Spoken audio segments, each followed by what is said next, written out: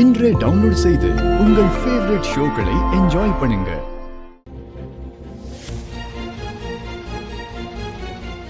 நான் எலெக்ஷன்ல நிக்கிறது உங்க எல்லாருக்கும் தெரியும்ல. சரி, நீங்க எல்லாரும் எனக்கு ஓட்டு போடுறேன்னு சொல்லுங்க. இன்னையில இருந்து டெய்லி உங்க எல்லாருக்கும் ஒரு குவார்டர் ஃப்ரீ. அப்புறம் அது மட்டும் இல்ல, ஒரு மாசத்துக்கு டெய்லியும் ஒரு மட்டன் பிரியாணி ஃப்ரீ. இது மட்டும் இல்ல, உங்க ஓட்டோட உங்க வீட்டுக்காரம்மா ஓட்டையும் எனக்கு போட வச்சிட்டீங்கன்னா அவங்க உங்களுக்கு எக்ஸ்ட்ரா ஒரு குவார்டர் ஃப்ரீ.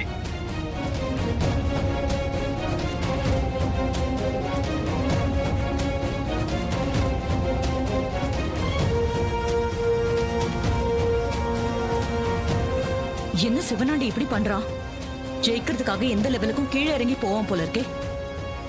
அத்த, எல்லா லேடிஸ்டையும் காட்டுங்க. அவங்க புருஷங்க என்ன பண்றாங்கன்னு அவங்களே பார்க்கட்டும். சரிங்க மாப்ள, இத கொஞ்சம் எல்லாரும் பாருங்க. உங்க புருஷன்மார்களை அந்த சிவனாண்டி என்ன பண்றான்னு. இப்போ நீங்க எனக்கு ஓட்டு போறேன்னு மட்டும் சொல்லுங்க. இன்னையில இருந்து டெய்லியும் உங்க எல்லாருக்கும் ஒரு குவார்டர் ஃப்ரீ. இது மட்டும் இல்ல, உங்க ஓட்டோட உங்க வீட்டுக்காரம்மா ஓட்டையும் எனக்கு போட வச்சிட்டீங்கன்னா அவங்க உங்களுக்கு எக்ஸ்ட்ரா ஒரு குவார்டர் ஃப்ரீ. இந்த மாதிரி ஆளுங்கள்லாம் ஜெயிச்சு வந்தா ஊர் என்ன ஆகும்னு யோசிச்சு பாருங்க. அதுக்குதான் அத்தைக்கு உங்களை ஓட்டு போட சொன்னோம்.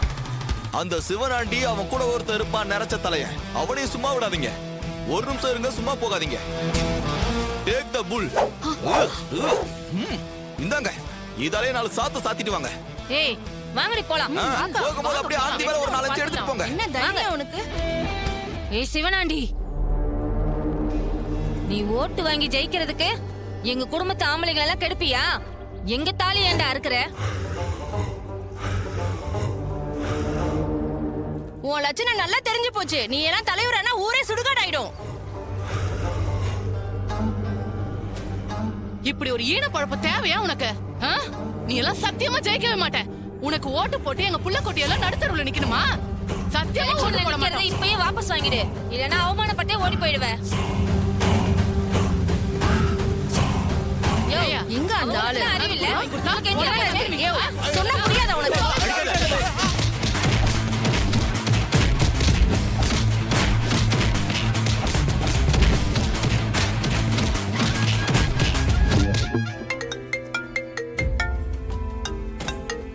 சொல்லுங்க பாட்டி. ஐயா கார்த்தி, ஒண்ணு இல்லையா, உன் அத்தைக்காரி எலெக்ஷன்ல நிக்கிறாள்ல, அவளுக்காக ஒவ்வொரு வீடா போய் ஓட்டு கேட்க போனேன். அவங்க உங்க மருமக தானே எலெக்ஷன்ல நிக்கிறாங்க, அவங்க வந்து ஓட்டு கேட்கட்டும், எல்லா ஓட்டும் அவங்களுக்கு தான் போடுவோம்னு சொல்றாங்க. ஒரு நாளைக்கு அவ இங்க வந்துட்டு போயிட்டான்னா மொத்த ஓட்டும் அவளுக்கு தான் விழும். அவ தாராளமா இந்த எலெக்ஷன்ல ஜெயிச்சிருவா. ஐயா, உன் அத்தைக்காரி கிட்ட சொல்லி எப்படியாவது இந்த ஊருக்கு வர வழியா? நான் எப்படியாவது பேசி அவங்களை கூட்டு வர பாக்குறேன் பாட்டி. சரியா சரியா, நீ சொல்றதும் சரிதான். ஐயா, எப்படியாவது வர வச்சிரியா? சரிங்க பாட்டி, நான் கூட்டு வரேன். அப்ப நான் வச்சிட்டுமா ஐயா? எப்படியோ வந்துருவா. வாங்கம்மா, நம்ம இன்னும் கொஞ்சம் தூரம் போலாம். அத்த, ஒரு விஷயம். என்ன விஷயம் மாப்ள? இங்க சண்முகம்னு ஒருத்தர் 3ஆவது தெருவில் இருக்காரு. அவரோட பொண்ணு கல்யாணம் வச்சிருக்காங்க. நம்ம இந்த சீர்வரிசை தாலியெல்லாம் வாங்கி கொடுத்தோம்னா அவங்களுக்கு ரொம்ப யூஸ்ஃபுல்லா இருக்கும், சந்தோஷப்படுவாங்க.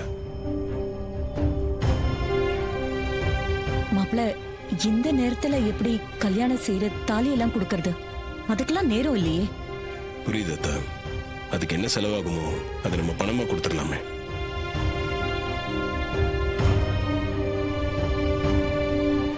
சரிங்க மாப்ள, நீங்க சொல்றதும் நல்ல யோசனை தான். நாம பணமாவே போய் கொடுத்துட்டு வந்துடலாம்.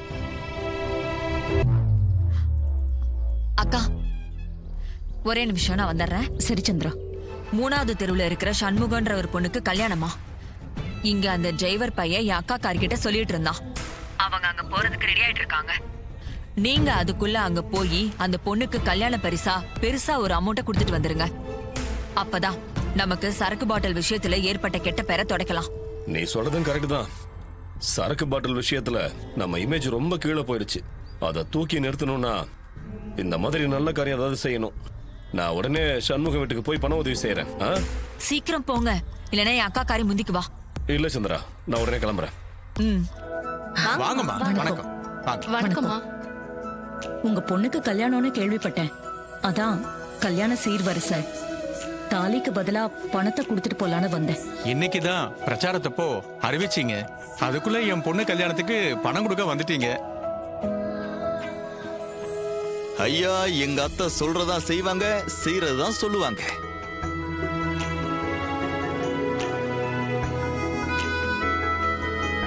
இந்த பணத்தை வச்சுக்கிட்டு கல்யாணத்தை ஜாம்னு நடத்துங்க. ரொம்ப நன்றிம்மா. இந்த உதவியை நாங்க என்னைக்குமே மறக்கவே மாட்டோம். உங்க பொண்ணு கல்யாணம் மட்டும் இல்ல, இனிமே வேற எந்த பொண்ணு கல்யாணம்னாலும் அத மனமாற நான் தான் நடத்தி வைப்பேன். எல்லா செலவையும் நானே ஏத்துப்பேன். உங்களுக்கு பெரிய மனசுமா. என்ன அக்கா கல்யாண வீடுன்னு இங்க வந்திருக்கா? அவங்க வேற எங்கேயாவது போயிட்டாங்களா? இதுதான் கல்யாண வீடுனா அப்ப 3வது தெருவுல இருக்கிற சண்முக வீட்டுக்கு அவர் போனாரே, அது என்ன வீடு? ஒன்னும் புரியலையே.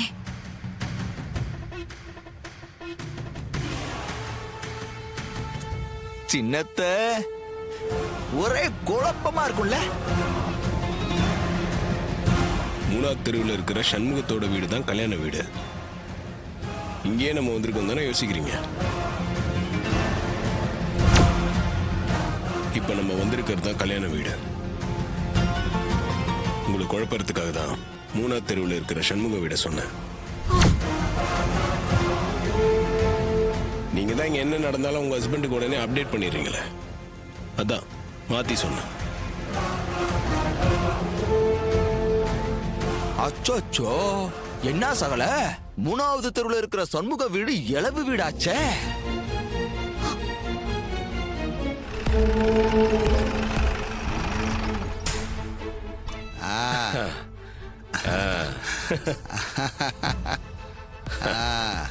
எல்லாரும் நல்லா இருக்கீங்களா? என்ன சண்முகம், இந்த விஷயத்தை ஏன் எங்ககிட்ட சொல்லல? இதுல வந்து கலந்துக்கிறது எங்களுக்கு எவ்வளவு சந்தோஷமா இருக்கு தெரியுமா? என்னடி இவன் இப்படி பேசுறான்? இளவு வீட்டுக்கு வந்து சந்தோஷமா இருக்குங்கிறான்.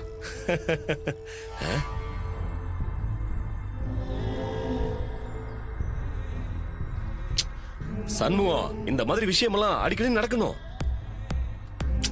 ஒவ்வொரு தடவையும் இந்த மாதிரி நடக்கும்போது நான் இங்க வந்து உங்க கூட சேர்ந்து சந்தோஷமா இருக்கணும். இந்த காரியத்தை பாராட்டி உனக்கு பணம் கொடுத்துட்டு போலான்னு வந்திருக்கேன்.